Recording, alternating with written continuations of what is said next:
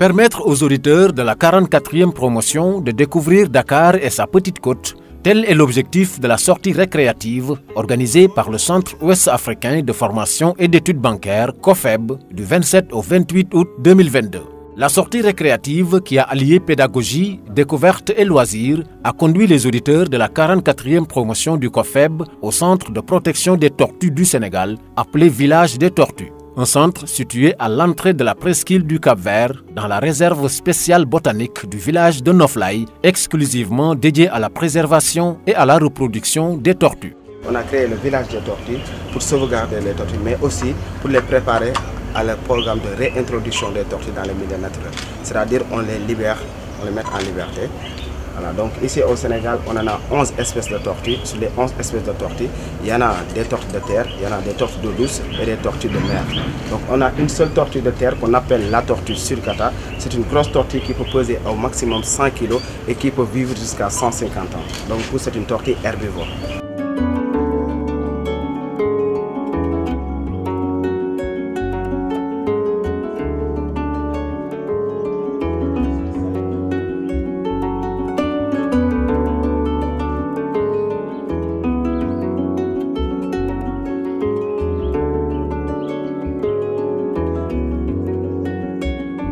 C'était très intéressant, vu déjà que la façon dont les tortues étaient réparties, c'est-à-dire de 2 ans à 13 ans, et en fonction de l'âge, on les regroupait dans un espace pour ainsi de suite les acheminer pour maintenant organiser leurs sorties. Voilà. Et par rapport aux tortues, il y avait plusieurs types de tortues. Il y a des tortues herbivores, des tortues carnivores. Bon, il faut dire que je ne savais pas qu'il y avait des tortues carnivores. C'est déjà quelque chose que j'ai appris ici sur le site. Nous avons parcouru toute la réserve. Ils nous ont quand même parlé des différentes espèces de tortues qu'on a. Nous les avons visitées aussi. Les techniques de conservation ou bien de nutrition de ces tortues aussi. Ils nous ont parlé de tout ça. J'ai vraiment apprécié cela. Et je remercie COFEB pour avoir organisé cette visite-là. Après avoir visité les enclos aménagés à l'intérieur du grand jardin botanique du village et constaté les différentes espèces de tortues représentées, les auditeurs de la 44e promotion du COFEB ont mis le cap sur le lac Rose, l'un des sites touristiques les plus visités au Sénégal. Le lac Rose, une lagune côtière fermée qui doit sa renommée au caractère changeant de son nom, mais aussi au rallye Paris-Dakar qui en a fait son ultime étape. Sur place, les auditeurs de la 44e promotion du COFEB ont observé l'extraction du sel pratiquée dans le lac de façon manuelle. Ce qui m'impressionne ici, c'est le caractère changeant de la couleur de l'eau. Apparemment, nos guides nous font comprendre que, en réalité, par rapport à cette période-là, le lac n'est plus suffisamment rose, comme son nom l'indique, mais qu'il viendrait un moment où, apparemment, le soleil serait au zénith. Dans leur expression, on constaterait le caractère rose en tout cas du lac.